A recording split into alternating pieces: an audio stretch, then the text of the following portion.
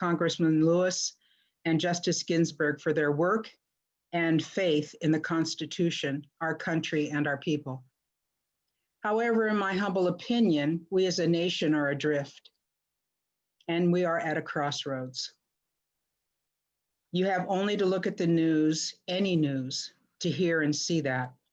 As a woman of color on this city council for the first time in its history, it is quite an honor, and I feel also an obligation to do the very best I can for our city, our citizens, and our country. I set an example for children, all children. We must all do the same. Congressman Lewis was the moral compass of our government and our country. Justice Ginsburg broke huge barriers as well. I believe strongly that we must assure that their legacies, their work, and their actions continue and are not lost. I believe also that if we just sit with that thought for a moment and are real about our answers, we can continue the work that they've started and believed in. We are all leaders in our own way, so be a leader in this. Justice Ginsburg fought for the right reasons, for women's rights, rights denied people of color, and the right for women to make as much as any man, and many other issues at the heart of what we're experiencing today. Where is the Constitution? She swore an oath to it, as well as John Lewis. What's happening with it today? Who abides by that oath? More questions that deserve more thought. To finish my thoughts, I leave you with this. Let's determine and decide what is important in our lives, in our country's better interest, leaving out the special interests.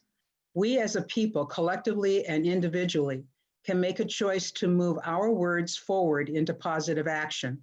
We can and must remember what these two icons have accomplished and continue to put their legacies into action. We really have no choice. We must be consistent and we must be active. Listen, we live and then we die. What we do in between should bring honor to our legacies as well. What will yours be? I know what mine will be. Mayor, I ask we take a moment of silence for these two.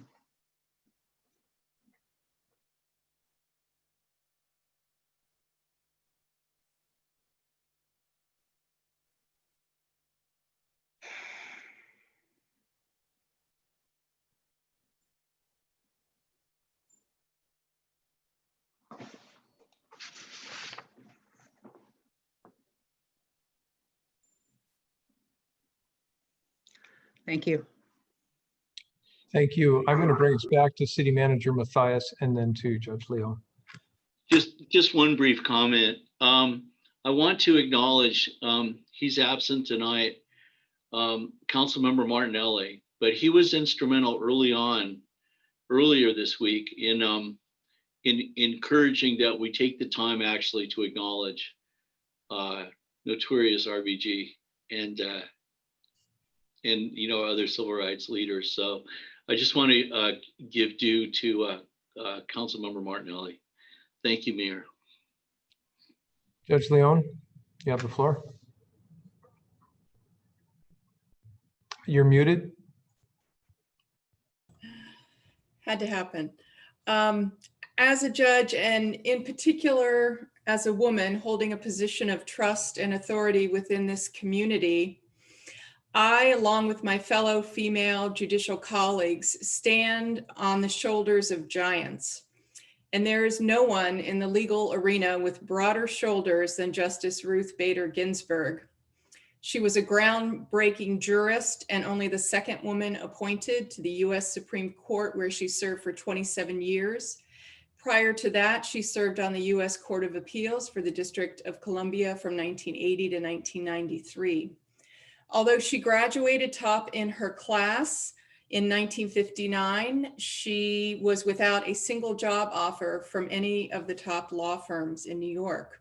She accepted a clerkship with a federal judge in Manhattan.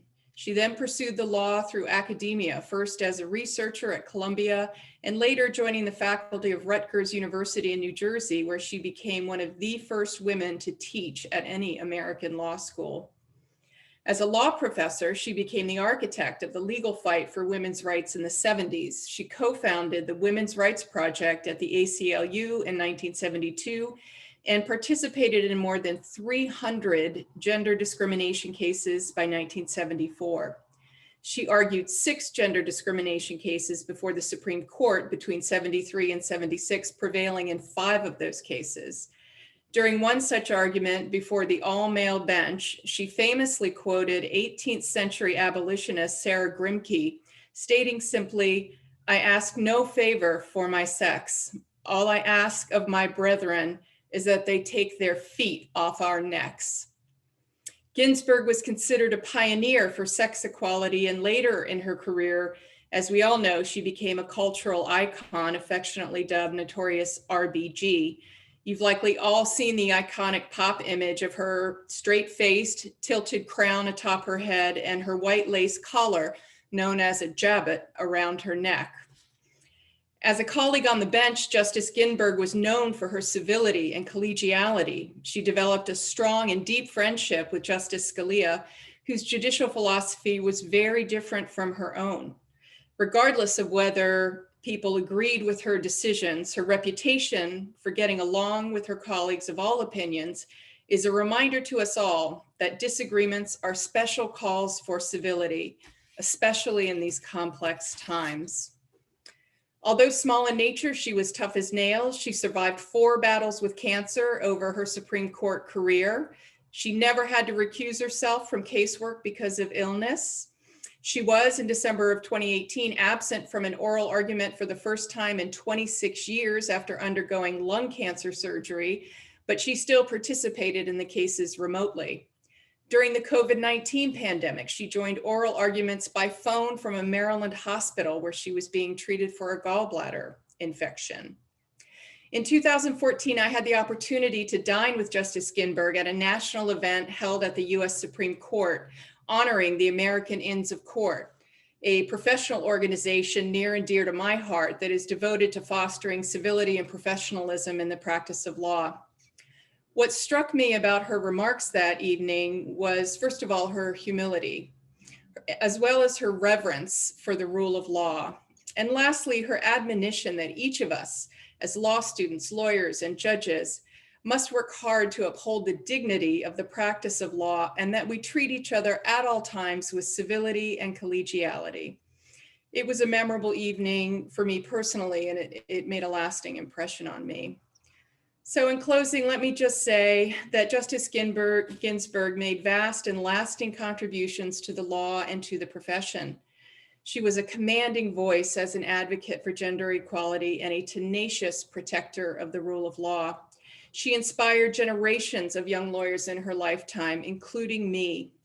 When she was admitted to Harvard Law School, she was one of 9 women out of a class of 500. Today, women make up more than 50% of all law school students. This is her legacy, and I know she will continue to inspire future generations of lawyers and judges. So I appreciate you, Mayor and City Manager Mathias, and also Councilmember Martinelli for giving me the opportunity to make these statements. I hope I've done her justice. Thank you. Is there anyone else who has a thought they'd like to share? Okay. Well, based on the national directive from the White House, all flags are at half-staff in honor of Justice Ginsburg. At that point, I will take us into roll call. And council, we have Councilmember Martinelli is absent tonight. Is there a motion to excuse? So moved. And a second? Second. Okay, a motion was made by Deputy Mayor Mahoney, seconded by Councilmember Buxton. All in favor, please raise your hand and say aye. And let's see, I see Deputy Mayor Mahoney, myself, Councilmember Harris, Councilmember Bangs, Councilmember Nutting, and Councilmember Buxton. So that's 6-0 passing. Mayor, may I ask a point of order here? Just did Councilmember Martinelli provide an excuse of any kind? Yes, he did. could you share that with the council? It has been applied to this, it has been supplied to the staff, and that's as much as it needs to be. But it's not the staff's meeting, it's the council's meeting. The council has approved his absence. It is for a family issue, and Thank you. That's all I wanted we're to hear. disrespecting them. Cheers. Is there any correspondence? No written correspondence, Mayor, but we do have one public comment, Joe Schott on Marina Beach parking. And I've admitted Betty Drake Sather into the meeting to give her public comment. Okay, so before we go into public comments, I'd just like to remind those persons making comments that any personal, impertinent, or slanderous remarks or who become boisterous, threatening, or personally abusive while addressing the council will be muted and removed from the meeting. But we are happy to have comments from the public. And when you enter into the meeting and begin to speak, you'll have 3 minutes. Please state your name and the city in which you live. I And think I think I'm in on the link. This is Tad Doviak. Betty and I think we have the same link, but she is not tech savvy and we are not in the same location. So I'm going to speak for both of us because we're speaking on the same issue. okay, Tad, we can't see you, we can hear you. Okay. I've got the video, my video's on, but it's apparently not working. Okay. So that's my foot. And a fine foot it is. So anyway, is your intent to speak the full 3 minutes and then have Betty speak, or what are you asking? so Betty was going to speak for her 3 minutes. I was going to speak for mine, but there goes my foot again. Very sorry. Betty is not able to connect at this time, so I'm not sure. So but we're speaking on the same issue. Okay, so Tad, you'll have 3 minutes, and why don't we just start now? Okay, great. Betty and I are very interested in setting up a lighted crosswalk on South 260th Street near Holy Trinity Lutheran Church, approximately 20th Avenue South. Betty was in a severe accident there about 5 years ago. She was hit by a truck as she was crossing the street on the proverbial dark and stormy night. She spent 6 months in rehab, recovering from that accident. I recently learned the location of her accident. She walks daily around our neighborhood twice a day, and she's very much a permanent fixture in our neighborhood. She's in her 70s, and she's beloved by all those in the area. I learned the location of her accident, which is right there on 260th. About 10 years ago, when my son started school at Holy Trinity, I asked the city for the possibility of putting in a crosswalk there. This is before the lighted crosswalks went in downtown, and was kind of told that no, it's not going to happen. It's not going to make anybody any safer at that time. Since the lighted crosswalks have gone in, I have no doubt that a lighted crosswalk would have prevented Betty's accident. And she and I are both very interested and very committed to trying to get one put in at that location. And I personally am willing to do as much fundraising and corralling, wrangling, et cetera, as needed to make it happen. I'm hoping that I can get a little assistance and guidance from the city. Perhaps Mr. Matthias or some of his staff could give me a little direction as we go forth with this, but I wanted to get it out in front of the council and and let people in the community as well know that this is an important safety issue, and we'd like to move forward with this if we can. So thank you for your time. I appreciate it. Thank you. I see Betty Drake. Yes, I'm here. You there? Oh, there she is. Thank you, Tad. You're welcome. Betty, you're welcome to take 3 minutes if you would like. Okay. My name is Betty Lou Drake Sather, and I've lived here for over 40 years. And on December 8th, 2015, on a very stormy night, I was returning home after work. I got off the bus at 260th, started up the street, and before I crossed, I looked both ways twice. A Toyota Tundra came around the corner and hit me. I suffered a severe concussion, broken shoulder, arm, pelvis, leg, and knee. The broken ribs lacerated my liver, punctured my lung, and damaged my colon. I have plates and pins in my leg and knee, pelvis, shoulder, and arm. It took me over 6 months and many surgeries to recover and enough to come home. I am asking that a lighted crosswalk be installed on 260th to avoid any further accidents. There is a Holy Trinity Church and a church and school, and an apartment across the street.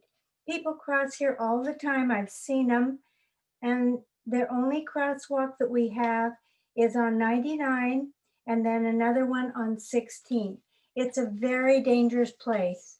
And I've even stopped and told some girls to be very, very careful because I got hit. And of course they thought that I was probably just a little old lady. But I'll never be the same. And I just, I think it's very, very important that one is there. I noticed down in Des Moines, you've got several at different locations, and we really need one right there. That's all I have to say. Thank you. Thank you.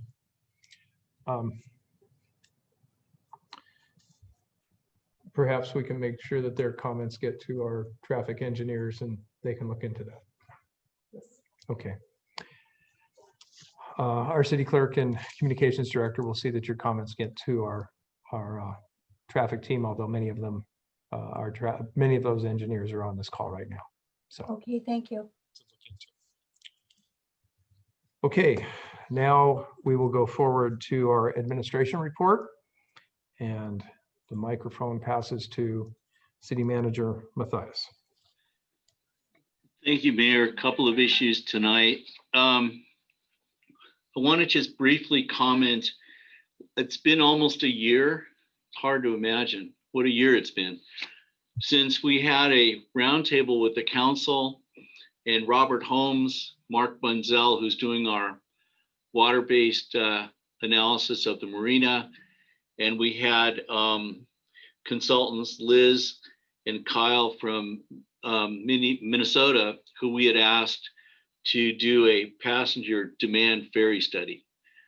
And I just want to give you a brief update on, they've completed the demand study. It was done in two parts. The first was with stakeholders, probably somewhere between a dozen or 2 dozen, that involved the port, some of the developers, Robert, and some of the local businesses. And then they also did a widespread ferry questionnaire and received more than 329 responses, primarily from Des Moines and South King County, which makes it statistically valid and the outcome.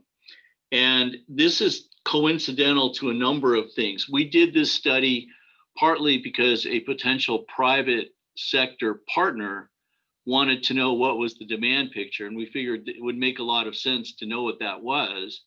And at the same time, PSRC was involved in doing a ferry study. There was a little confusion because originally we were going to do like a plug and play. Ours was going to fit perfectly into theirs. And then they decided not to include ours. At the same time, the legislature will be funding money for a ferry study, and we will be included in that relative to a route. We've worked, Ryan Mello was a council member down in Tacoma and is now on the Pierce County Board, or will be. Shouldn't jump the election. That's a popular thing to do. But in any way, Ryan has been very supportive from the Tacoma side of what we're doing. And basically, the outcome of our study was that people are incredibly supportive and excited about the possibility of a passenger ferry from Des Moines to Seattle. We've had, especially to Seattle, also Tacoma. We have not only commuters, airport travelers, and recreational users. And so there's a strong base. And we will, what I anticipate doing at some point here shortly is a study session with council to really expand out what the results of this are, what the meaning of it is, what's the process to go forward, what might be the cost elements that we would, a partnership would look like. But, I guess I was astonished at this because I always thought that marina redevelopment would breed passenger ferry service. That would be the leverage. And in fact, what we're seeing is that it may be the passenger ferry service that leverages the marina redevelopment. And I think that would be really incredible for our community if we can pull it off. And we've had private ferry operators who've come down here and told us that the configuration of the marina is pretty good for what they would need. So we're not talking about a huge amount of capital investment. So anyway, I just wanted to pass that on.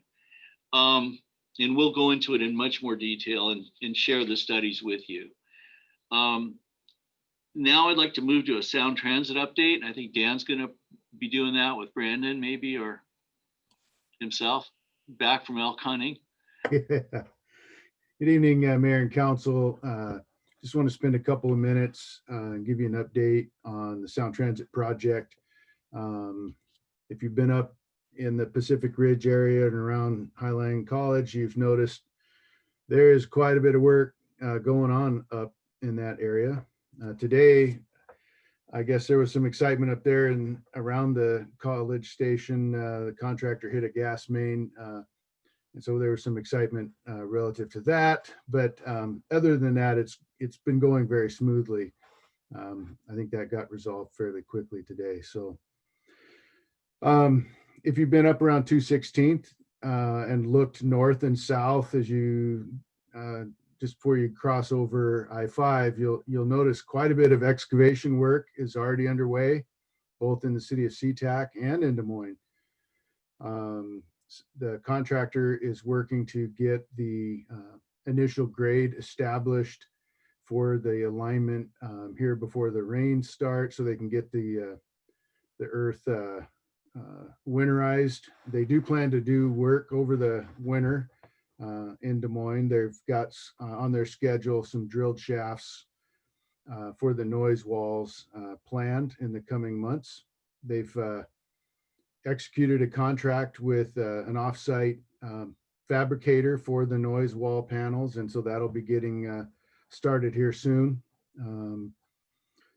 One of the issues that we have run into, and not completely unexpected, but as the contractor works to do demolition work on the properties, sometimes we've been encountering some code related issues with proper people entering properties that they shouldn't. Once Sound Transit gets control of the property, they turn that over to the contractor, and those vacant structures become kind of an attractive nuisance. So we have had some code related issues that we're working on together. Both, as a team, we work to tackle these from the city and our building official and our code enforcement officer and police department, working with Sound Transit and Kiewit to try to resolve those issues as quickly as possible. At this point, they have completed all of the demolition work in Des Moines, with the exception of 3 properties. And so they're working, we have permits ready to go on 2 of those 3. And the 3rd we're working on. So it won't be too much longer and all of the demolition work in Des Moines will be complete, which is good news on that front. We continue to work through, minor issues and disagreements of negotiations on certain improvements, but all of that's going very well with the contractor and Sound Transit on the improvements that they'll be making in our city. Some of that has to do with haul routes and things like that were a little bit unexpected. And so we're working on those issues with the contractor. We had planned tonight to have contract extension. Grant Fredericks has been helping out on the project this year. We needed his help a little bit more than we anticipated. So we have a contract extension for this year on his contract, as well as the contract that we need for his assistance on the project next year. We'll be bringing that forward to the council in October for approval. Let's see here. I think that pretty much sums up kind of what's been going on the project at this point. All in all, it's really remarkable to see the progress that's being made. All of the meetings have been occurring just like this one over Zoom, where we have contractor and Sound Transit and our staff coordinating on keeping the project going on time and on schedule, at least on the work in Des Moines. So all in all, everything's going well.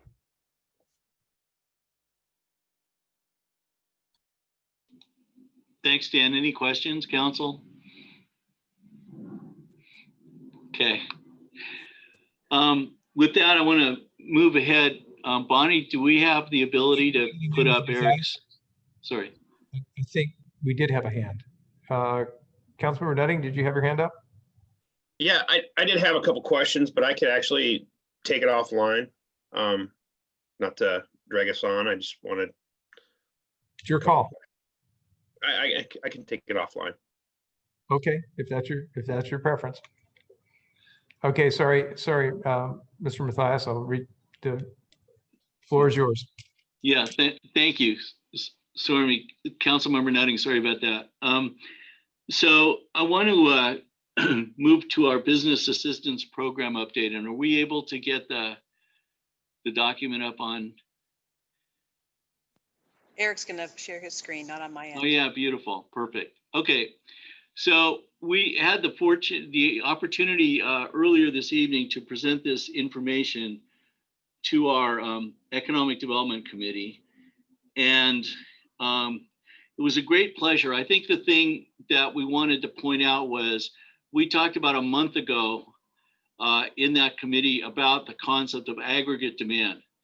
And that aggregate demand is important because it can generate economic activity, and generating economic activity in our community, in our local economy, and also with the interplay with the larger regional economy is really a critical element. So we took advantage of some opportunities, and I'm apologize to the committee if some of this is redundant since you've already heard it, but I think it's important for the entire council to be aware of what we're doing and for the public to be aware. So we received about $1.4 million in CARES money provided by the federal government for local government. And we are able to use about $1 million of that for the cost of COVID to the city, and take the other 400,000. And then we received 50,000 from King County independent of that. And we matched that 50,000 with 50,000 of our dollars. So we came out in the neighborhood of $500,000. And so these are the elements of the program, and working very closely with Eric Lane, who's done a great job, the city staff, who's a planner, and has done an incredible job working on this project with me. And then also we engaged Rich Shockley, who's the director of the Small Business Development Center at Highline College, to help us evaluate applications and to hone in our approach so that would be the most effective. And Rich is an expert, especially in small business. And the city, we contribute about $12,000 to Highlands Project, along with other cities, and work with them very closely. So the first thing in terms of aggregate demand, local business, we ordered about $20,000 worth of masks from Outdoor Research, a company located in the city, in the business park, on the east side of 24th, right adjacent to the Bartels building up there, not the pharmacy, but their actual distribution and office location. And so Outdoor Research just moved their internet business to Des Moines. So they're expanding their operations, which we appreciate. And they were really excited about our order. We also went to Partners Crackers, who are located in the business park just to the north of the FAA building, and ordered $4,800 worth of crackers, of which 75% will go to the food bank. The rest will go to the senior center, first responders. And I can't resist from saying that first responders, you know, mostly fire, they're lying in those recliners. And so this is easy for them. They'll have boxes of crackers. I'm sure I'll hear from Vic about that. So, so those were two just demand purchases to try and enhance the demand for local business. Then we have the food bank itself, and we'll go into more detail. There's a graph we have below, but we will have provided the food bank both in kind and cash and in services over $72,000. And we just purchased for about $21,000 a refrigeration unit that we have parked at the Public Works yard that provides them for extra storage for, you know, perishable goods. And we bought a used one. Apparently everything, it went into service day one. And we've also offered to pay the power costs for that for a period of time. It's about $1,800 a year. And we'll be providing the masks, face coverings every week in the last probably 2.5 months or more. We've had staff go up there Thursday mornings to help unload the truck with goods. And we'll provide a little more detail on what we've done below. Our EATS program, we have put about $60,000 into that. We have received money from King County Senior and Vets levy. That will stop as of the end of October, I believe. And we're going to go ahead and fund that through the holidays. And hopefully we can ramp up a little bit of the purchases for our seniors and vets, so they have Christmas and Thanksgiving and other holidays provided for. We also gave $25,000 to the African Community Housing Development Group, and they are going to use that money for Des Moines residents who are facing difficulties paying rent and their utilities. And that it also focusing somewhat on Waterview Crossing, where that's a problem as in other locations. So then we developed something called the GROW program. And this was grant relief opportunity. And we divided it into two parts: adaptation and remodeling for businesses that needed to comply with protocols relative to COVID in order to operate. So if they had to redesign their business or move things around or whatever they needed to do that incurred costs, up to $10,000, we would pay for those costs. These are important to remember. These are grants. These are not loans. We don't get paid back. This is just money to help those businesses function. We also had a second aspect to this called general relief, where people could apply for money associated with the difficulties of surviving during COVID. Okay, so we had 26 applicants, qualified applicants. They requested approximately $420,000. The maximum grant was $25,000. And so walking through these with with Rich, most of those who applied were qualified. And the good news at the moment is that it looks like we will be able to fulfill everyone's requests in their entirety. So everybody will get the amount that they're asking for. And in some instances, we're encouraging businesses to increase their request because, you know, we want them to take advantage of this program. And so, yeah, let's just talk. This is detail for the food bank. You can see that this year in January, the Human Services Commission had recommended $39,000 allocation, which is what the food bank had requested. And then also there's additional items we gave them, masks. I mentioned the Thursday delivery, the refrigeration unit, crackers, 3,600. So all of that added together comes out to $72,000. Below, we can see the business categories that are funded in the GROW program. And I think it's representative of what we have in the city. We've tried to be very flexible, working with the businesses to you know, document what we need, but also to help them without great duress qualify for these resources. And Eric, that's our last slide, right? So I want to just make a couple of comments about that. I think we're pleased we were able to do a diverse approach and both address a number of, you know, eviction funding, aggregate demand, adaptation for COVID, actual direct assistance to businesses. We had one hiccup in the program, and it's, I think, in the spirit of transparency. I'm going to go into that a little bit. And basically, this was a program from CARES, done by the administration. And this falls within the emergency proclamation duties that we have.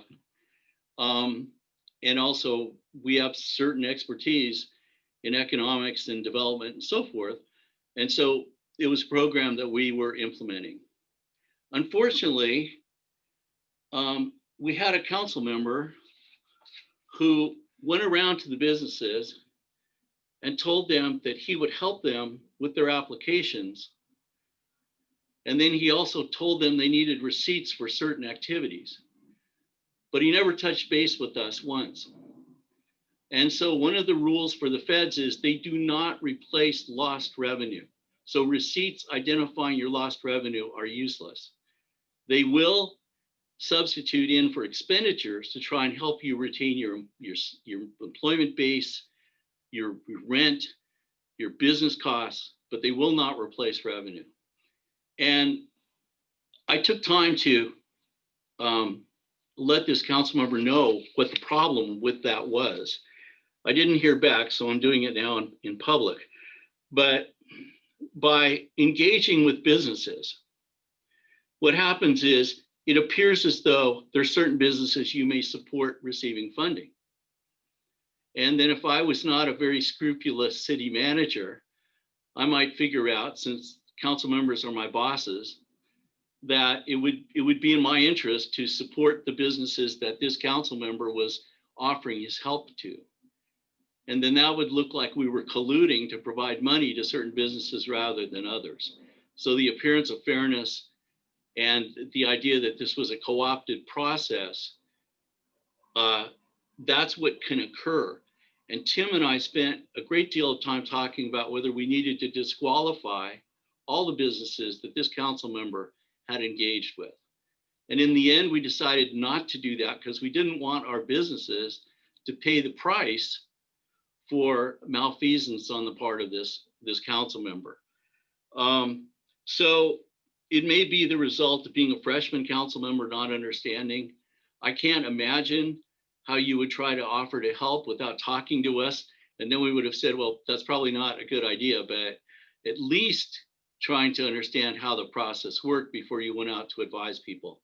So I sent an email to Councilmember Harris to this effect, and I'm just bringing it up for the council and the community to understand that we're a little bit behind where we hoped we would get to, because we've had to go through the process of working with those businesses and reorienting them to the idea that we will help them fill out applications. We will identify the receipts necessary.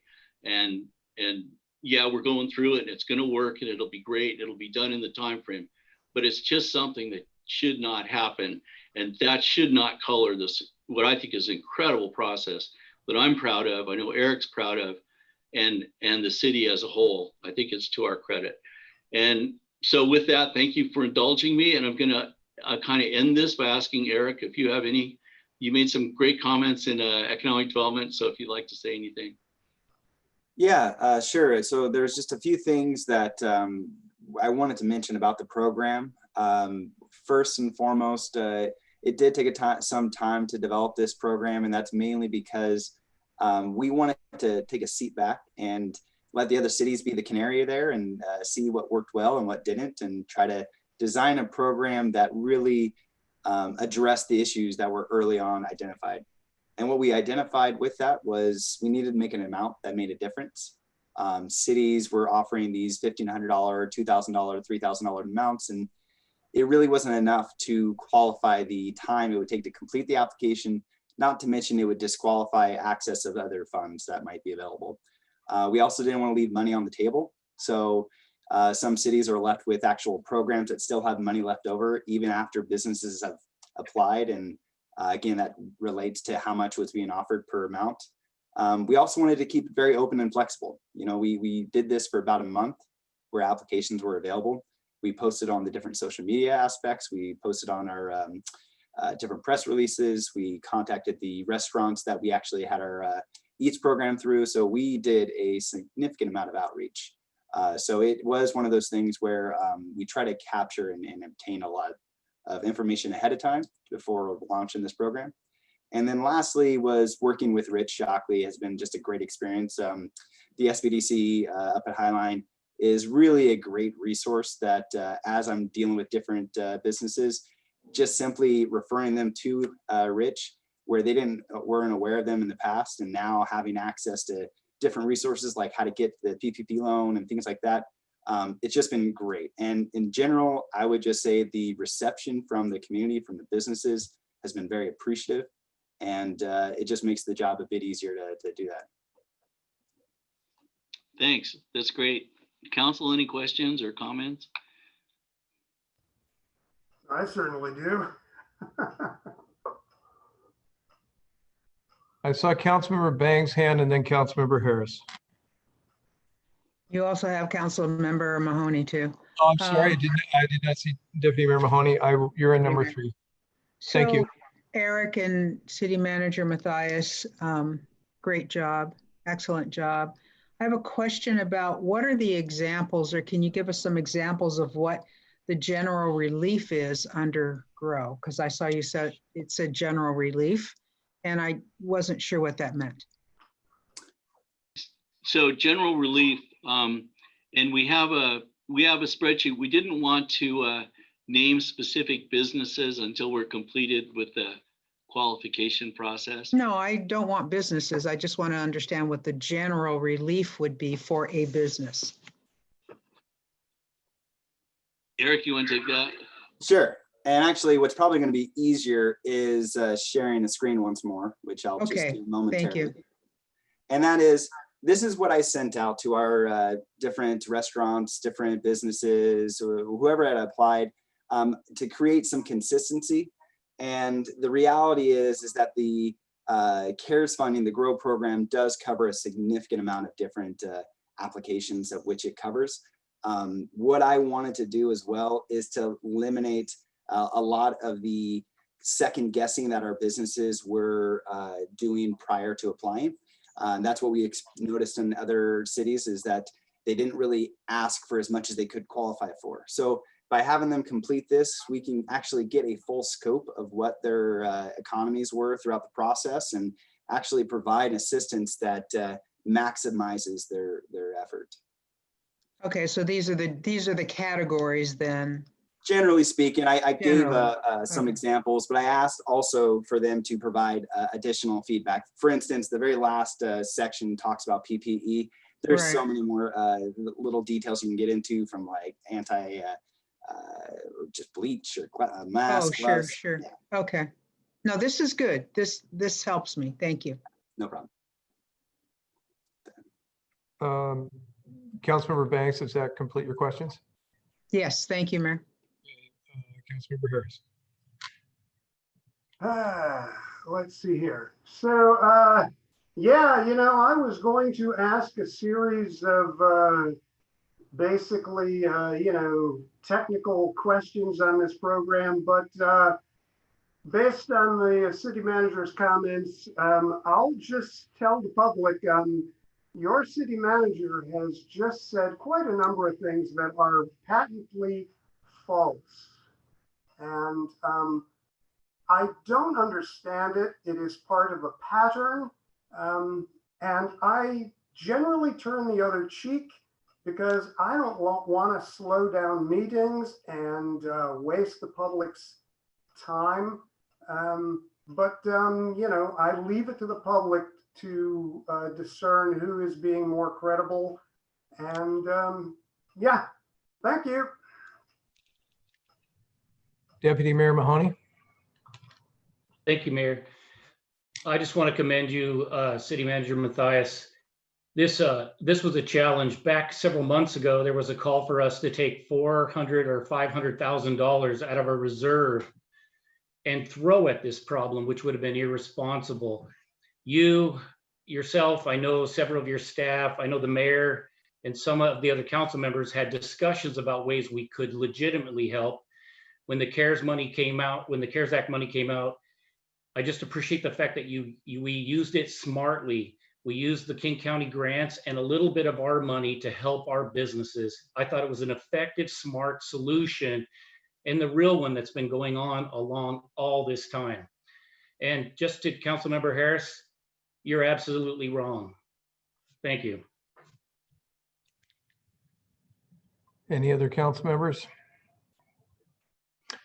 City Manager Matthias, I'll just say, I want kind of to echo my comments from the economic development meeting earlier. I really appreciate the way the staff didn't knee-jerk on anything. We looked to see how much and money we were going to get from the CARES program. We looked to see what the city's needs were around operation. We looked to see what was acceptable use versus not acceptable use before we pledged anything. And then we came forward with a very, I think, more than reasonable, a fabulous solution. And so I commend you and all of the team for the work that they've done. And I know that many of our businesses are very appreciative.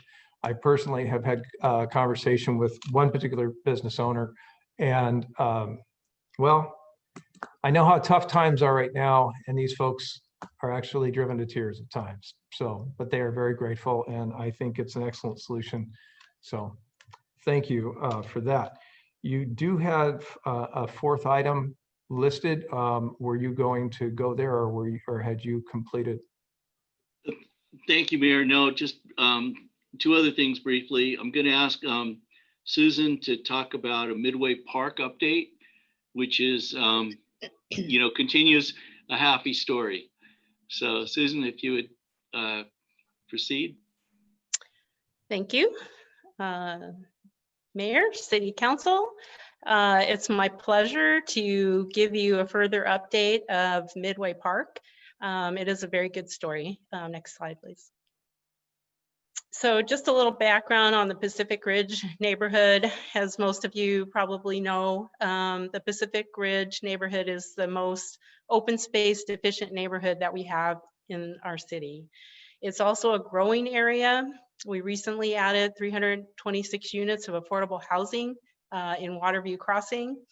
And there are very few places for children to play safely or residents to enjoy the open space in this neighborhood, especially with the addition of all the kids close by in the new housing.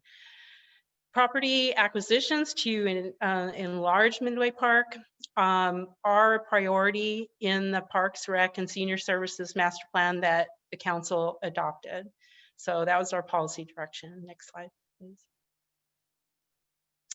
What has been happening for the last few years or more in Midway Park as we created a community garden. This was really community driven. And then we also did an expansion of that garden last year. There's a free lunch program that operates from the park. National Night Out happens there. And you'll see Chef Nutting up there in the right-hand corner, doing burgers and feeding our police department. We also do movies in the park.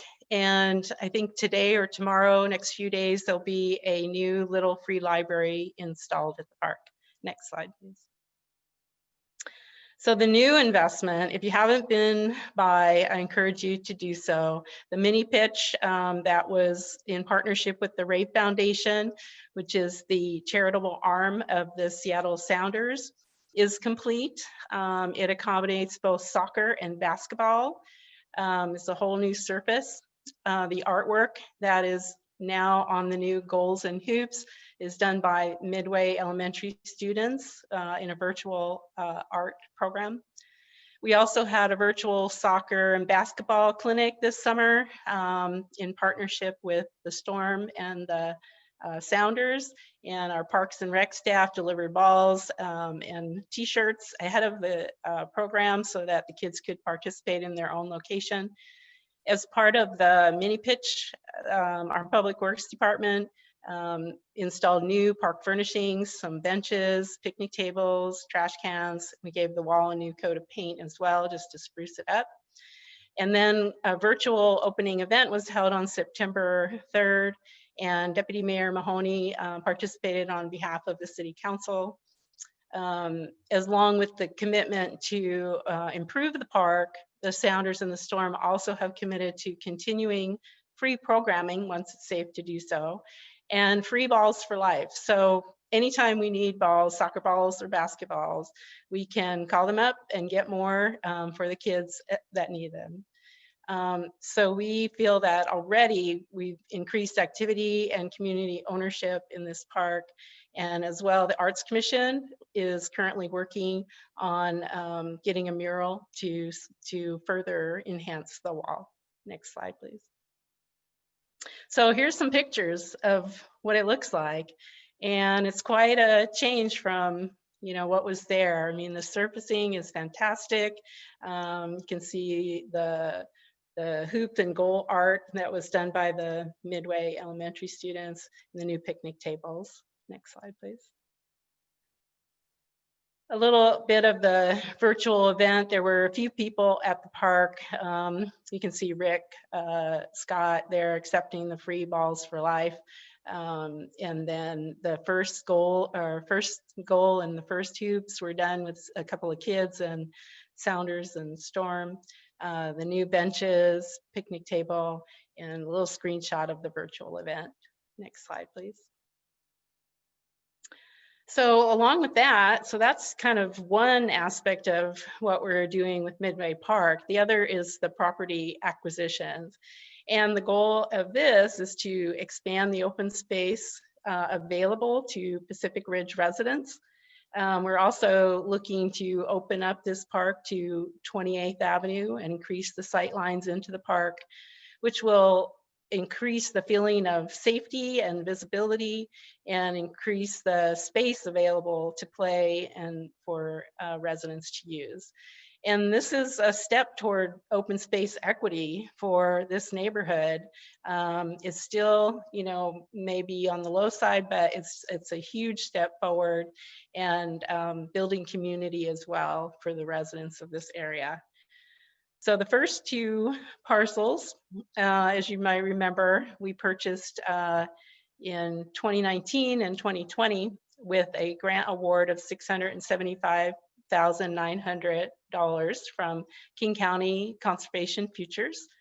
And those are complete. And then the demolition of the house should happen probably around November of this year. Next slide, please. And then during that grants process in 2020, we told the Conservation Futures Committee that we would be coming back to them and seeking additional funding for another 2 parcels, kind of setting the stage for that. We did do that grant application, and the King County Conservation Futures Committee has now made their official recommendations for full funding of $1.89 million. And this includes a match waiver as we received last time, which means we do not have to match any funds. In anticipation of the potential we would get this grant, we have purchase and sale agreements in place that were subject to funding. So as long as the King County Council approves the recommendations with the budget in November, then we will be able to do the closings on the properties in 2021 and demolition of there are actually 2 fourplexes on these properties, and that's one of the reasons that they were more expensive. And that will completely, all 4 of these properties together, completely open this park up to 28th Avenue and really transform the look and feel of this park. Next slide, please. So it does take a lot of people and organizations and community to make a project like this happen. And so I've got 2 slides full of thank yous, and here are some of the players. This is Ashley Fosberg from the Rave Foundation at the conclusion of the virtual event.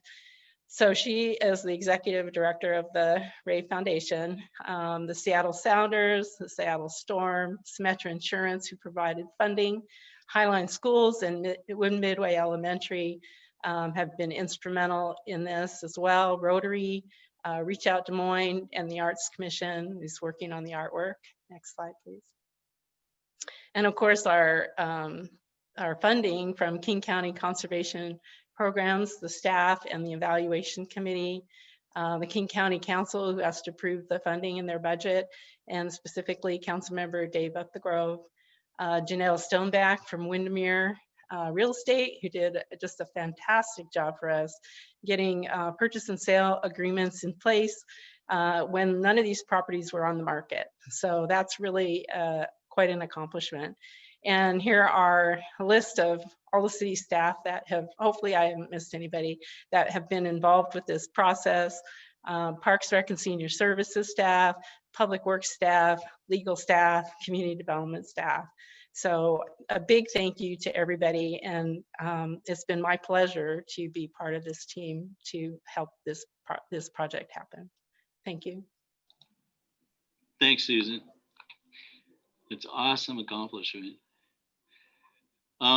The last thing, Mayor, on our admin report is Monday night, Burien City Council voted to return to START. And so Federal Way is the one city still out there. There have been a number of studies. There's a economic impact on aviation from the Department of Transportation. PSRC released their aviation baseline study. And what we anticipate doing is commenting on these studies from the perspective of Des Moines and our proximity to the airport. And I heard at the Highline Forum yesterday, someone talking about aviation, one of the agency folks, who basically, everything's going back to normal and we're going to expand. And we have an issue with that because we don't think there's going to be any expansion until there's an environmental review. So we will prepare letters and we can decide if they need to come from council and the mayor and perhaps do a motion to approve sending them, or if they come from staff. But that will be our next project, in addition to everything else, is to make sure that we're in the game with what's going on with aviation. So with that, thank you so much for your time. And that concludes that admin report. Wow. Outstanding. Michael, you and your team have been very busy and done some amazing things. So I'm sure I can speak on, although I don't need to because they're all here, I'm sure I can speak on the behalf of the council and say, this is the kind of report that we can't always get, but love it because you guys did amazing things. The Midway, well, I'm not even gonna call out one of them because they're all amazing. And I'm not a real fan of the word amazing, but I can't find another one to use. So anyway, great report. Thank you very much. Will the clerk please read the consent calendar? Item 1, National Preparedness Month Proclamation. Item 2, Des Moines Fieldhouse Park Field Renovation Project Contract. And item 3, Domestic Violence Awareness Month Proclamation. And that concludes the consent calendar, Mayor. Thank you. Is there a motion to approve the consent calendar? I see Councilmember Nutting. Second. So moved. So moved. And I saw Councilmember Bangs second. Does any council member wish to remove anything from the consent calendar? Councilmember Harris. No, I don't have an item to remove, but I did have a quick question regarding the field house. If an engineer is handy who could speak to that. Is this just a point of clarification? Yes.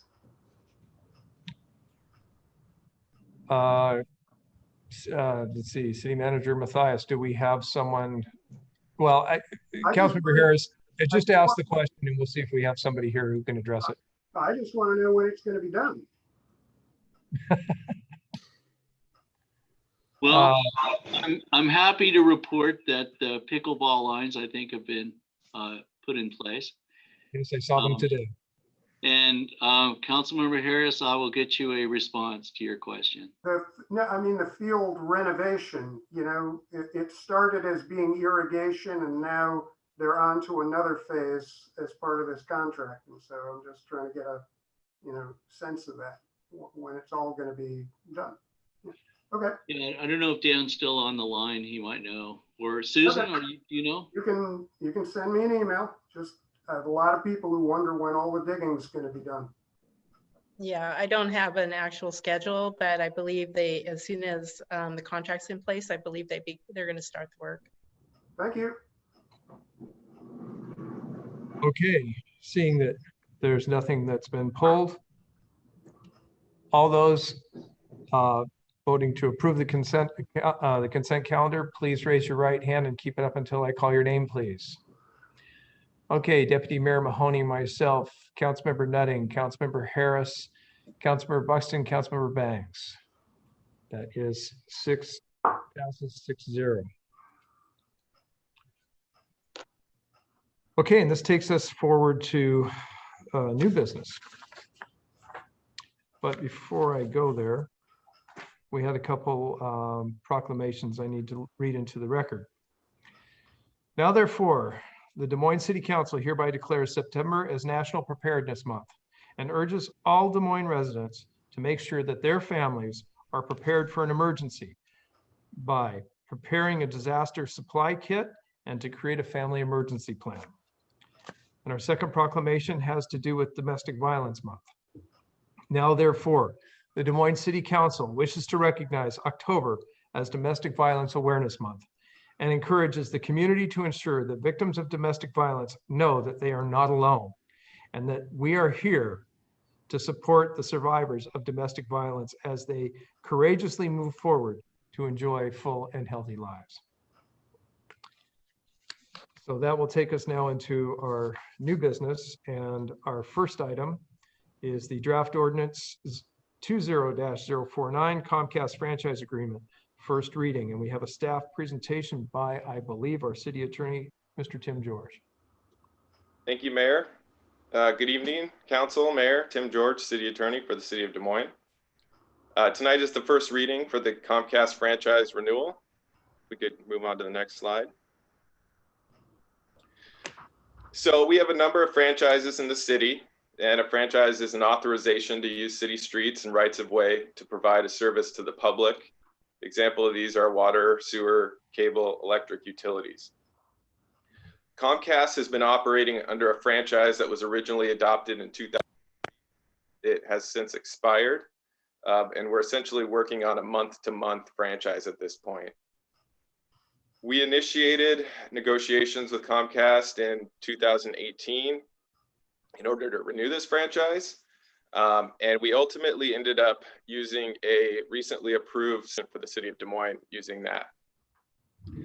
Under state law, franchises require 2 readings, so we are not going to be able to pass this tonight. This is the introduction, and we will move it on to a second reading. Next slide, please. So what we're presenting tonight is a modern, updated franchise agreement that is consistent with state and federal law, as well as our neighboring jurisdictions. It is a 10-year agreement. For our residents is that there are going to be no new additional franchise fees or utility taxes in this agreement. There is a PEG fee, which I'll discuss shortly. Kind of the nuts and bolts of a franchise agreement is what our staff uses on a day-to-day basis to deal with Comcast staff, and that relates to relocation and abandonment of Comcast facilities in the right-of-way. By updating this agreement, we've made it consistent with state law, and additionally, we've made it consistent with the recent other utility franchises, including our water and sewer franchises that we updated just a few years ago. Comcast will be subject to performance requirements as laid out by the FCC. The city, if we are concerned about Comcast performance, we can conduct an annual review, and that can be done publicly. And Comcast will also be required to provide an annual report upon the request of the city. A couple new significant items of note. Franchise was taken to the ad hoc franchise committee, and the issue of an HD channel for our channel 21 was noted as an important issue. So upon approval of this franchise agreement, the city will now have a channel 321, which will provide HD channel for these council meetings, as well as any other programming that the city may in the future broadcast on channel 21. Additional item is what's called PEG fees, and these are for public, educational, and government, essentially broadcast fees. So this will be the only new item that a Des Moines cable customer would see on their bill because of this franchise, and that would be 12 cents per month. And what it is used for is it's used for the city to upgrade our camera equipment, microphones, and any sort of item that we would need to broadcast these council meetings, anything else that we decided to broadcast on channel 21, 321, or as we do now on our website, I believe on YouTube. And that 12 cents is meant to cover our anticipated costs, which we estimated at $100,000 over the next 10 years. And if those costs, and we have language in the agreement that could potentially move that up to 15 cents per month per cable customer after 5 years. So again, it's a slight increase, but it's less than 20 cents a month, and all of the other fees and taxes will remain the same. So additional items that we don't need to decide tonight, but these are addressed in the franchise agreement and the side letter, and I wanted to get them on the council's radar. Currently, the city has free cable at every city facility. And there's a new FCC order that is not in effect at this time, but potentially state that the city would have to either pay for those cable hookups or credit Comcast for those. So at some point, we'll probably come back to the council or the city manager will provide an update on whether or not we need cable hookups at every city building if we're going to have to pay for those. So that's, of course, there's certain city buildings where it would make sense, and some it may not make sense. And then finally, one item that the Senior Activities Center and the Senior Services Committee has identified as a priority in past years was hooking the Activity Center up with cable. Because of the location of the building, it's a fairly expensive task. It's probably going to cost around $15,000 to $16,000. And Comcast, through a side letter, it's outside of this franchise agreement, but they've committed $2,500 of those costs. If we ultimately decide to do that project, we have their commitment over the next year, but that's something we need to communicate with our Senior Services Advisory Committee and also in our budget process to confirm we have those funds. So that's just something to note that was discussed during these negotiations, but it would be outside of the franchise. So that's it. That's a brief overview. The agenda had additional information. Again, this is a first reading. It cannot be passed tonight. I also have Terry Davis, who is on the line from Comcast, and he is available as well as my, if there are any questions. And again, if there's anything we can't answer tonight because it's a first reading, we can provide you those answers before the second reading. And that concludes my presentation, Mayor. Thank you. Okay, yes, I believe I have Councilmember Harris and then Councilmember Nutting. Thank you, Mayor. A couple of things. First of all, sort of a technical deal. Does Comcast offer any kind of emergency Chiron that we could have access to? I'm thinking back to the boil water notice at Water District 54 several years ago.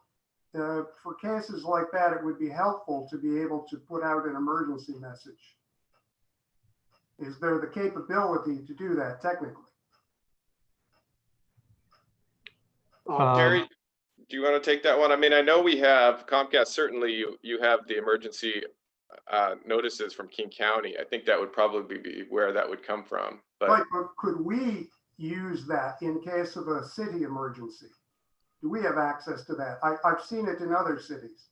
You have access through the State Emergency Management Office, and under the state plan, if it's authorized, you are able to deploy that. But I don't believe that there's a local button to say this is happening in Des Moines, because the broadcasts for the emergency alert system, which is managed under the FCC in the state of Washington, has a larger zone than just the city of Des Moines.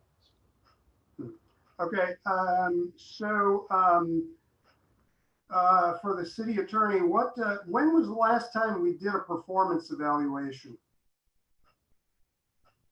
Do we know? I can look into that. I don't believe that we've done one probably in a number of years. I could also talk to Terry, but we can get back to you on that question. Thanks. And finally, I sent you an email on this. What kind of, basically what kind of enforcement capability do we have over cleanup? There's just a ton of, cables and wires that are left over from old neighborhoods and so on. It seems like all the telcos, they, put something new and then they just leave this stuff to hang there. Is there something we can do to incentivize them to, clean this stuff up expeditiously? So I can address briefly what the franchise states about that. And then I had a really good conversation with Terry about this, and I think he can add on to that. But pursuant to the franchise agreement, if Comcast were to abandon a facility, which is what you're talking about, they would need to provide the city with notice of that prior to abandoning. And then the city could make the decision whether to allow them to leave it in place or to remove it. And if we required them to remove it and they didn't, they essentially have 30 days pursuant to this agreement. Otherwise, it would be considered a breach. So if a resident notices some cable just hanging about, what should they do? Should they call the city? Should they call Comcast? I mean, what's the procedure? Yeah, so that what I just stated was what's in the franchise. I think Terry can add on kind of the day-to-day reality of that situation. Yeah, I would say if there is a question of whether it is a Comcast facility hanging, whether it's on one of the Puget Sound Energy poles, or if there's a pedestal that is needing to be corrected, I would get that to Tim, and he can send it over to me, and I'll get my maintenance crews out there. Our maintenance crews do have a program as they're on the streets of logging any uncoiled cables or pedestals that need to be repaired, and then we do repair those. But if you notice them, please take a picture and get a location, get it over to us, and we'll respond and go from there. If it is not Comcast facilities, we'll also report back because I know CenturyLink is on the poles, and there's other maybe long haul fiber companies that may also be on the poles, and their wires may have been impacted by storms or things that happen in the rights of way. So it's not easy to tell which one is Comcast versus CenturyLink and other users of the right of way. So we're committed to helping identify that, get it corrected if it is ours, and get the information back to the city so you can work with the other users if it's not a Comcast facility. Yeah, I'm not picking on you in particular. It's just something of, with all the telcos, there's just wire, that gets left hanging about. Thank you, sir. Councilmember Nutting. Yeah, sorry. Most everything got answered in that last question there, but one last one, not to pick on Comcast. It's all the telcos. Once this 5G network and Wi-Fi and everything, are we still able to collect all of the monies and on the franchise agreement from Comcast if their viewership or subscribership goes down? Are we based on subscribership, or are we at a set cost here? So currently, what we do is we have a percentage of the. So our franchise fee currently is 5%, which is that's limited by state law, and then we have a utility tax. So if we get to the point of, every time they lose a subscriber, that number is going to go down, and I think that over the years that people are switching to some other options, Netflix and that kind of thing. So yeah, those numbers will go down. So I believe that we budget for that though. Thank you. Anyone else? Well, I have one. Good to see you, Mr. Davis.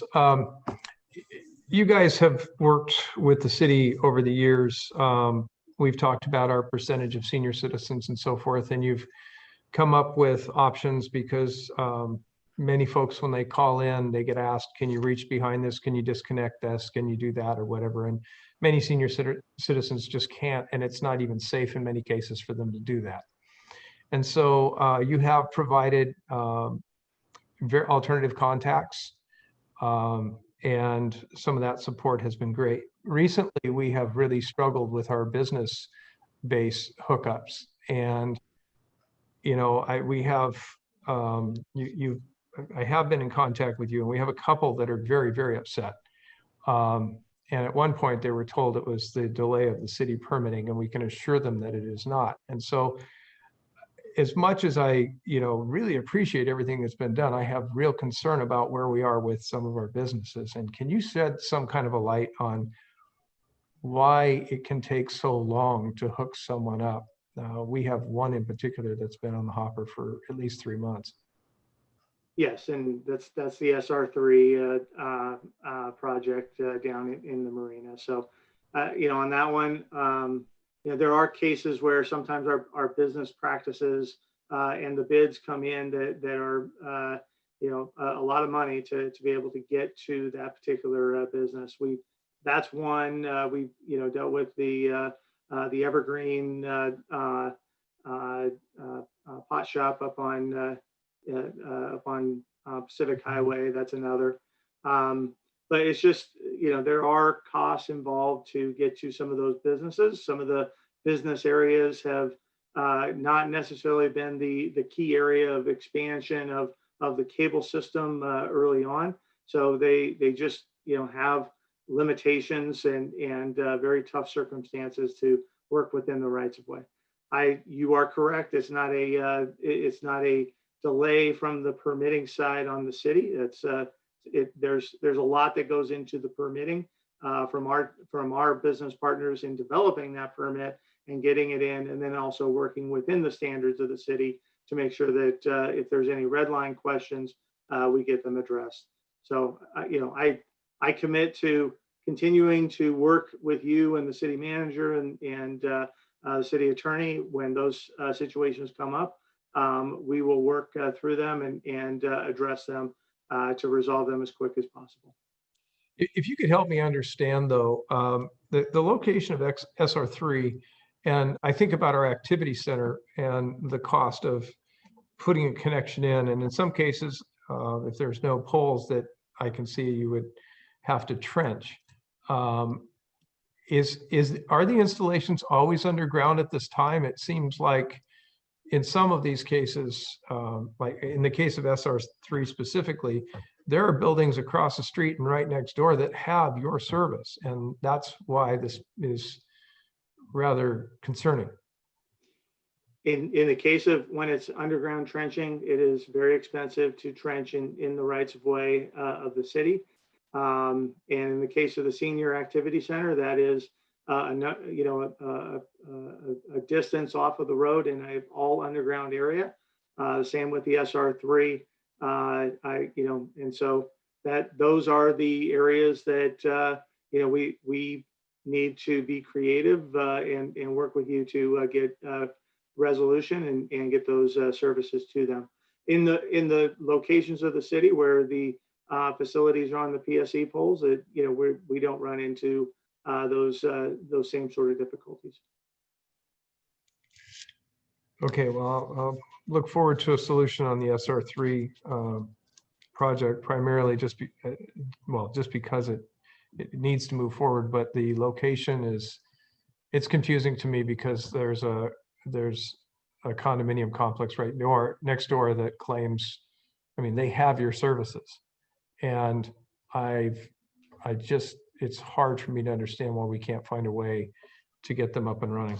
Unfortunately, that pedestal on that condominium complex is on their property. So I can't run off of their property onto the city property. So that's where I got to look for another location that's in the right of way and then get from there to the SR3 location. So yes, it looks like it's right there, but we did the survey and that one is on the private property. So, but you and I want that one resolved ASAP, and I'm working every day to make sure that it happens.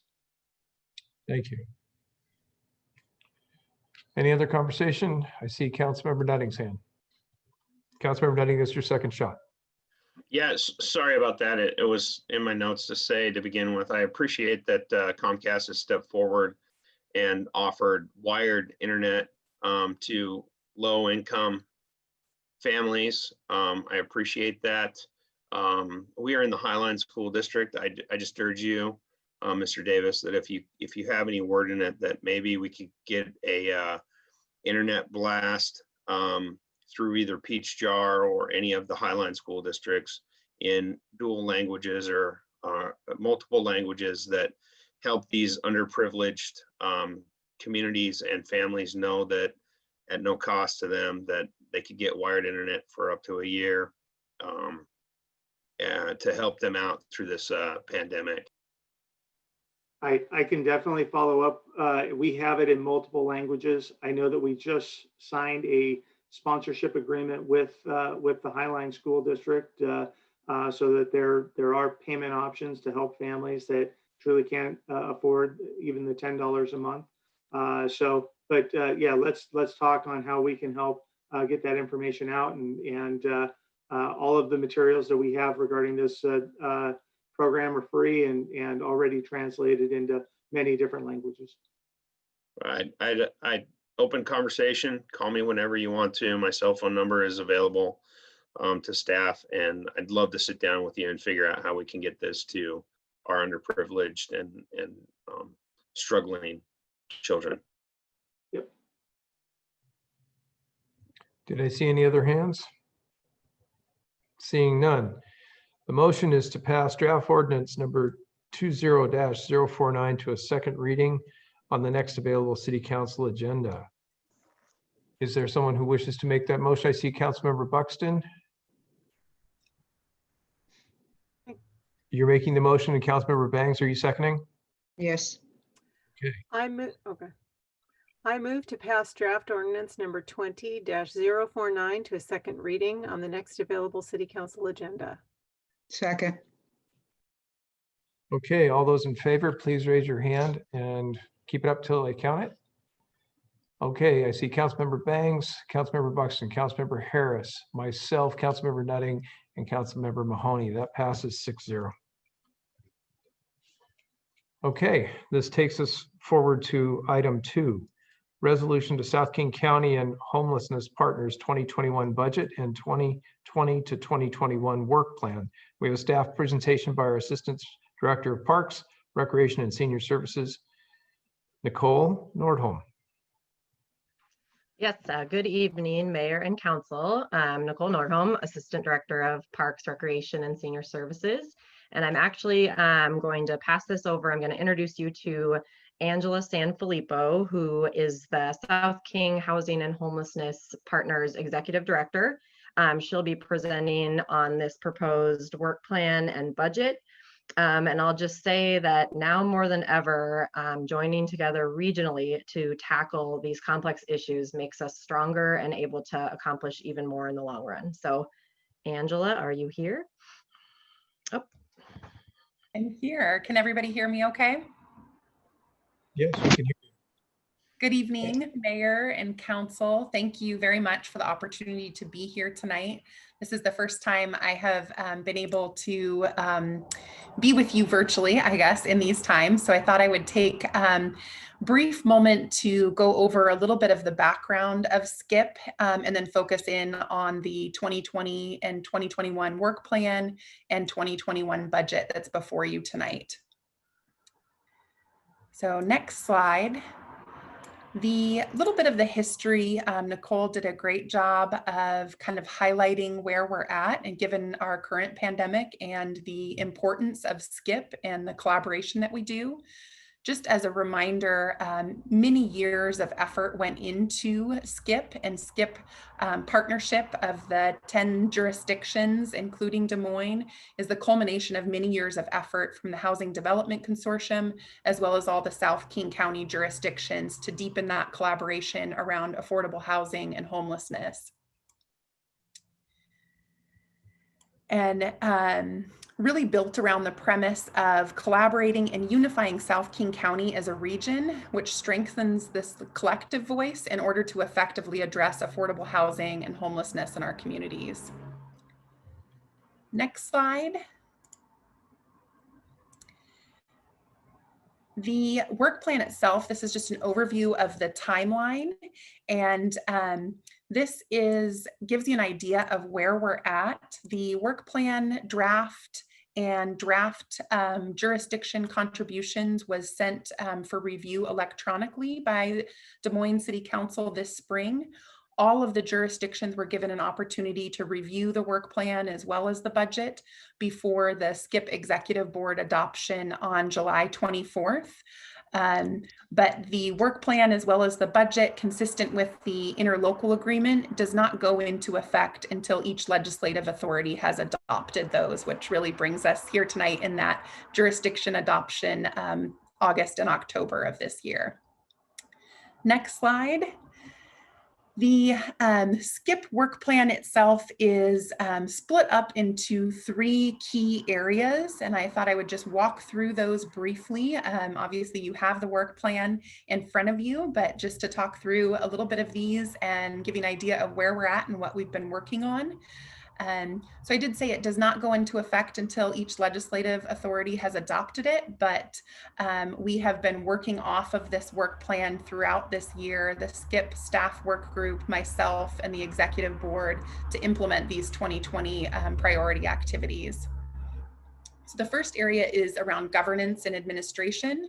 This includes a lot of startup procedures, as I was the first staff member formally employed by SCIP and started in January. So this included quite a bit of startup decision-making procedures by the executive board, our annual work plan and budget process, as well as establishing an advisory committee made up of community members.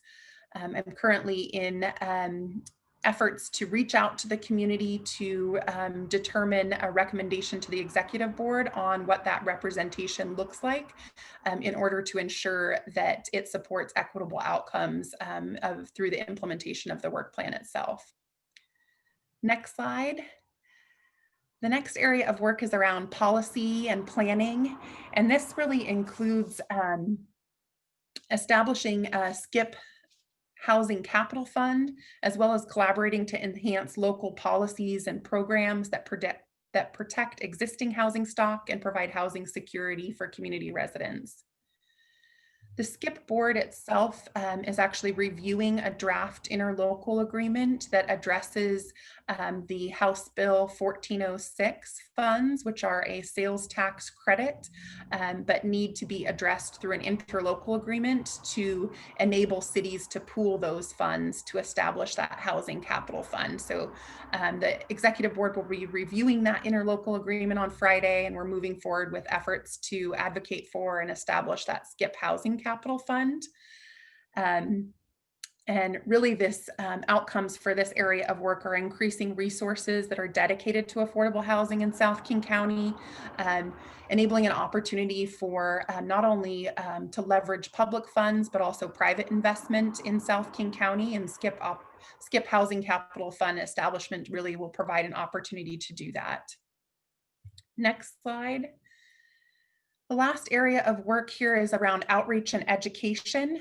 This includes representing South King County at local and regional forums, also fostering stakeholder as well as elected official understanding of affordable housing needs as well as opportunities in South King County, and then also developing state and federal advocacy priorities. So we will also, in our next executive board meeting on Friday, be having our first discussion around our state legislative priorities for the 2021 legislative session. And this goes back to that unified voice for South King County and really advocating for South King County as a region, not only at the local and regional level, but at the state level as well.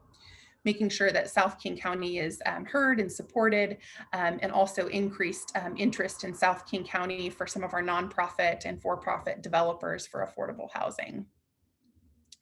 Next slide.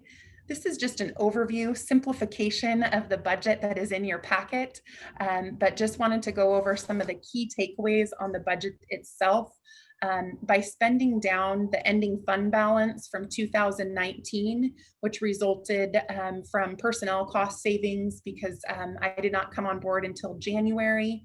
And then we also have some projected cost savings in 2020 due to our planned second position, some strategic hiring dates moved forward to the fall, and also hiring that position as a 3/4 time position creates a little bit more personnel cost savings, and we'll be able to maintain the jurisdiction contributions from 2020 all the way through 2022.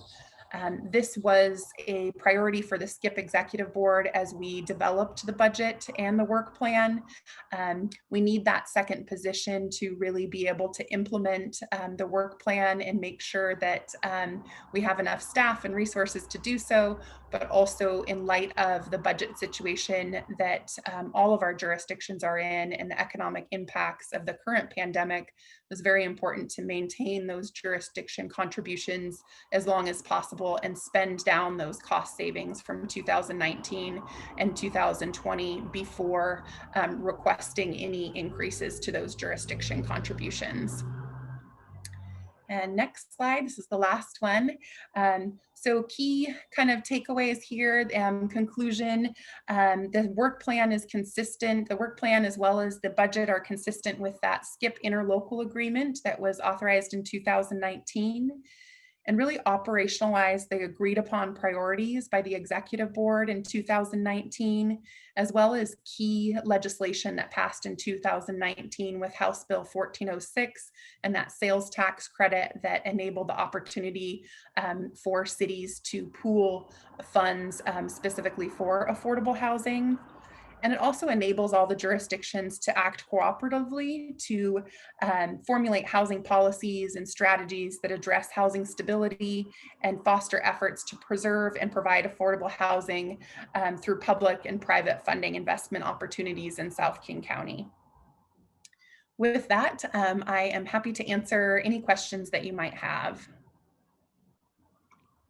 Any council members have any? Am I seeing Councilmember Buxton? Okay. And Councilmember Harris. Okay, I'll start with Councilmember Buxton. Thank you, Mayor. Thank you, Angela. I appreciate hearing your presentation, and I'm excited about this partnership, this regional partnership. I agree that the greatest things that we can accomplish in regard to any regional issue is going to be through a partnership. And so I appreciate that we've gone into this agreement and that we're partnering with all of our sister cities. So I do have a question though about the budget deficit, the yearly deficit. It's pretty large, especially when you compare it to your revenue. It's like what, 20% or something of your yearly revenue. So what happened in planning the budget ahead of time when you decided what kind of contribution that each partner city was going to make? It seemed like somebody would have sat around and said, we need this certain amount of money, this is what we're going to budget. But already in your very first year, you're in a huge shortfall. So I'm just wondering what happened there. Yeah, what changed? Good question. Part of this, as I understand it, this budget for 2019 and 2020 was passed as part of the original SCIP interlocal agreement that was signed in 2019. That interlocal agreement was signed and entered into prior to the city of Auburn taking on the administrative agency role, which led to staff positions and hiring and benefit costs and all of those things that really go into establishing that budget happened after the SCIP interlocal agreement was signed, which agreed upon the budget and those jurisdiction contributions. So there was a difference in the staff level and the benefit costs for being a City of Auburn technically employee to what was kind of planned in that interlocal agreement. I'm hoping that makes sense. And then, and then moving forward, just for this year, as we developed that budget, all of the jurisdictions represented expressed the need to keep those contributions the same. And the only reason that we're able to do that is because of those cost savings and spending down some of those ending fund balances. So they wanted to make sure that we did that. So you all have contributed 2019 and 2020, and there's been some cost savings there. They wanted to spend those down before having a conversation about increasing any kind of jurisdiction contributions, even though there is that shortfall. So what you're saying is you originally planned to pay your executive manager and your program coordinator not this much. And then it turned out that your executive manager is a City of Auburn employee? Yeah, so the budget itself was estimated without knowing who is going to be the administering agency. Okay. So it was just an estimate, and they were still under negotiations on how that administrative component would work out.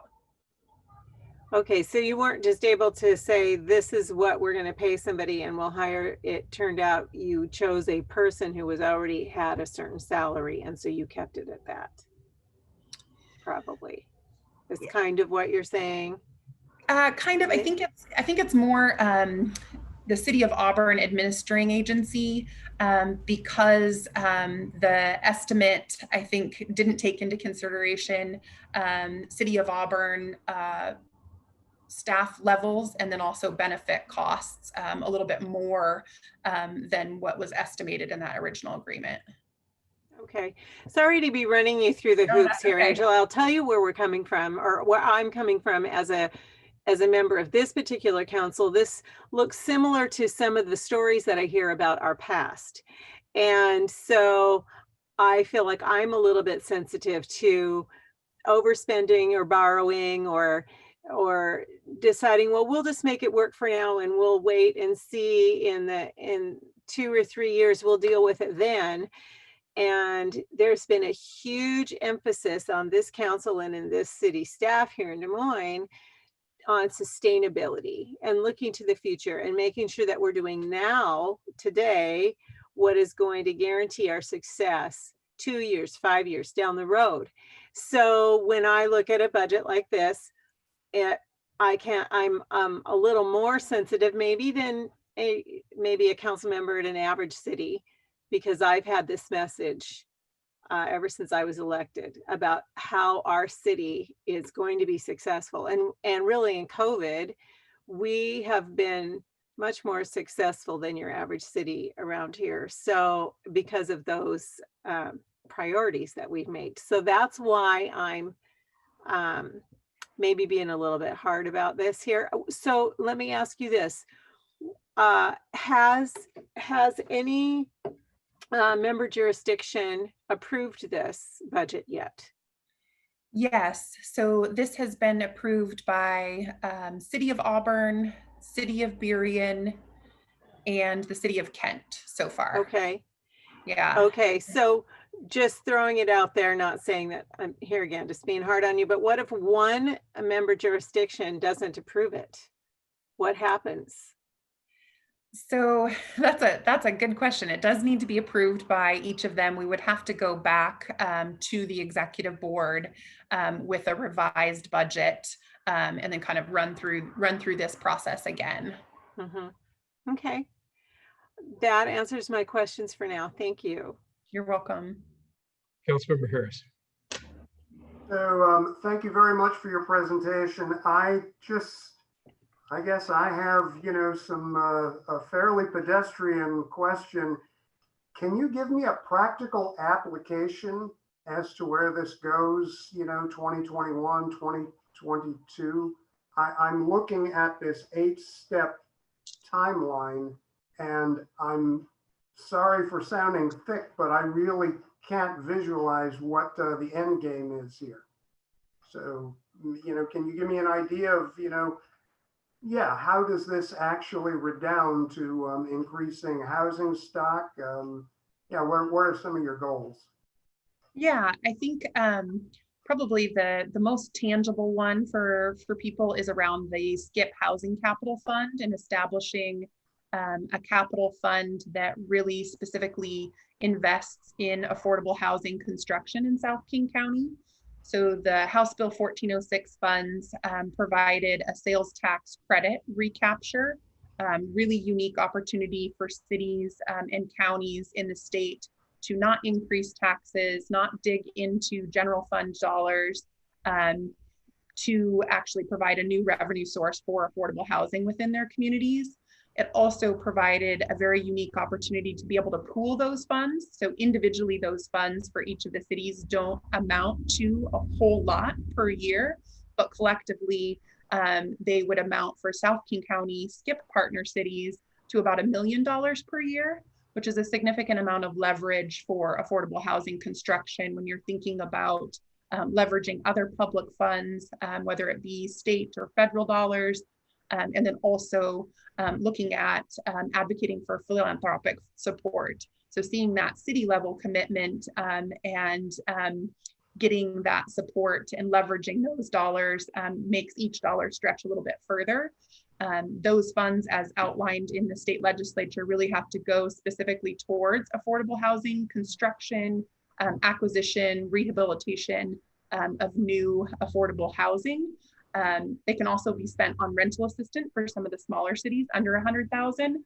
But the focus, if we pool those, would be in terms of the actual affordable housing construction, which is where you would see those being built on the ground. We are, as I said, looking towards drafting that interlocal agreement. First review of that interlocal agreement by the executive board is on Friday. This gets you into a lot of the details, but that will also have to be adopted by each of the participating jurisdictions.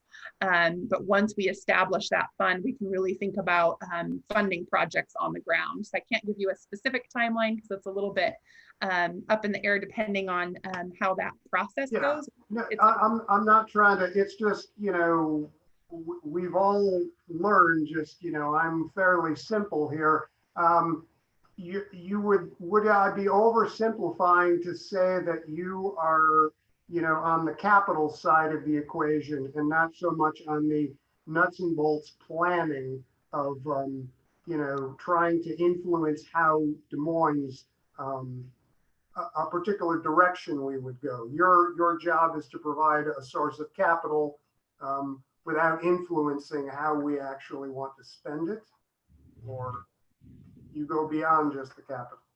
Yeah, so the executive board, the way that it's lined out in the SCIP interlocal agreement is that the executive board, made up of representations of all the cities, would provide a recommendation on how those funds are spent. And then each of the cities that are pooling funds into a specific project would also have to approve that project. So it's kind of a multi-level, making sure that the executive board has gone through and recommended the projects, but then each of the cities that are contributing to that project are also signing off on that. Thank you. Sure. City Manager Mathias. Thank you, Mayor. Just a couple of comments. So first of all, I think that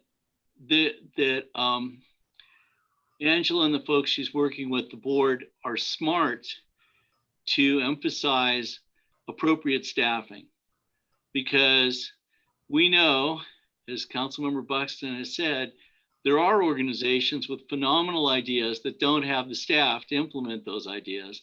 And so you have a series of board meetings where you all agree on the same thing over and over and over, and nothing really happens. Two other comments. One, this was modeled, and I think we have to give Nancy Backus, the mayor of Auburn, a lot of credit for taking leadership of this process. But this was modeled after something that was called a Regional Coalition for Housing, ARCH, which was similarly designed. And Arthur Sullivan was for years the director there, and he was an employee of the city of Bellevue. And so they used that model. And so which this is now kind of replicating. But I think that a couple of points. One, I think focusing on the capital is critical. There are opportunities for that to happen. The other thing that's a critical component of this is land use and zoning, where developers can get credits for providing affordable housing in the context of their market-based efforts. And so I think there's a lot of avenues to explore to come out with sort of appropriate models that could differ for each city. And I think that's a point that was made that's well taken. But I think that the key for us was that this was regional and nothing was going to be forced down our throat. This was going to be something that we worked together to achieve the best outcomes in South King County for affordable housing. And I'm going to take it one step further, and I apologize for the time, but the idea is that we really want to have our retail workers living in our cities.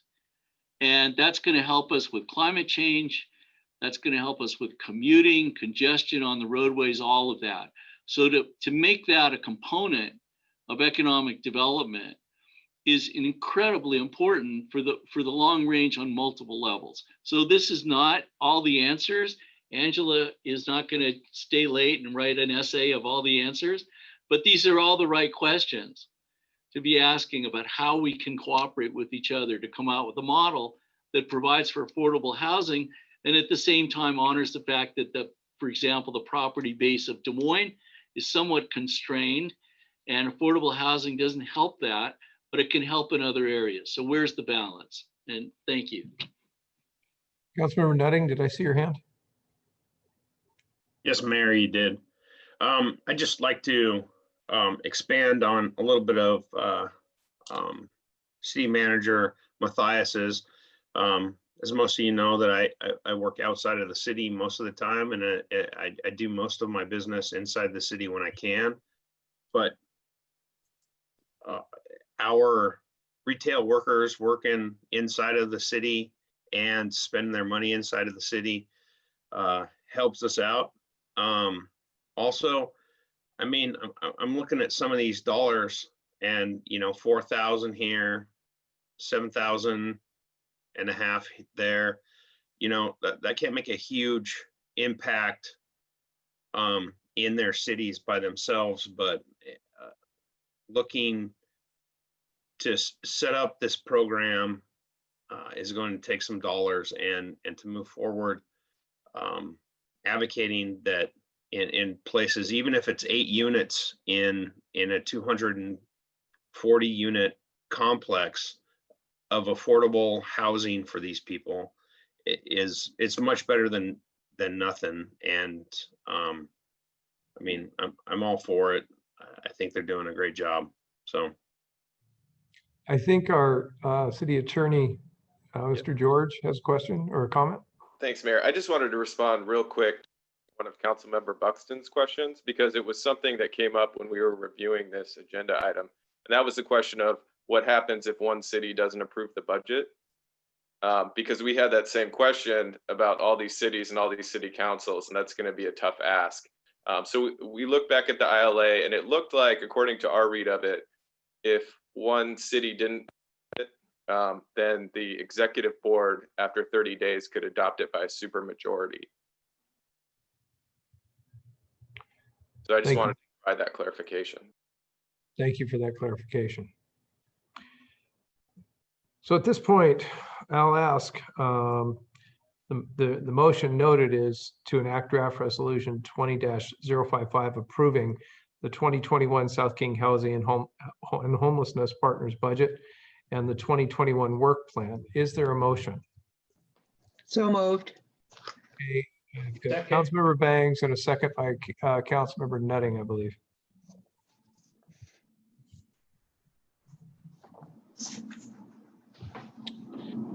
Any further discussion? Seeing none, all those in favor, please raise your right hand and keep it up until I call your name. Okay, I see Deputy Mayor Mahoney, Councilmember Harris. I see myself, Councilmember Bangs, Councilmember Buxton, and Councilmember Nutting. So that is a 6-0 passage. Okay, that completes that item. Council, it was brought to my attention that it's possible, and I haven't seen the presentation yet, but it's possible that the capital improvement plan staff presentation could and discussion could take a little bit of time.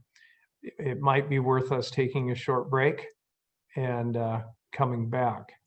Is there support for that? I'm seeing 3 hands in support. I'll throw a 4th one in there. The current time I have on the as of the network is 6:58. Is 10 minutes sufficient? I'm seeing Yes. I'm seeing yes for 10, 1 supporting 5, but I'm going to go with the 10. So it's 6:58. I'm going to, by the network, it'll be 6:59. We're done. I'm going to start us up about between 9 and 10 after 7. So we are recessed until then.